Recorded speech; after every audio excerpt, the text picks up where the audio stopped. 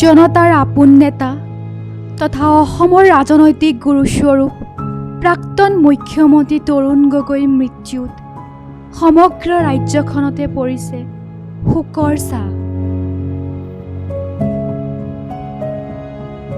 অভিলেখ সংখ্যকভাৱে 3বাৰকৈ অসমৰ মুখ্যমন্ত্ৰী হ'বলৈ সক্ষম হোৱা তৰুণ গগৈয়ে তেওঁৰ 15 বছৰীয়া শাসনকালত ৰাজ্যখনত উন্নয়ন আৰু প্ৰগতিৰ এক 9 অধ্যায়ৰ সূচনা কৰিবলৈ সক্ষম হৈছিল। তেওঁ মাথো এজন বলিষ্ঠ নেতাই নাছিল, আছিল কৰ্মসংস্কৃতিত বিশ্বাসী মুখ্যমন্ত্ৰী। তেওঁ নিজেই তাৰ এক জ্বলন্ত উদাহৰণ। তৰুণ গগৈৰ মৃত্যু অসমৰ ৰাজনৈতিক ক্ষেত্ৰখনৰ বাবে এক অপূৰণীয় ক্ষতি। চিৰতৰুণজনলৈ ব্ৰহ্মপুত্ৰ লাইভৰ তৰফৰ পৰা যাচিছোঁ অশ্ৰুসিক্ত শ্ৰদ্ধাঞ্জলি। News desk, Brahmaputra live.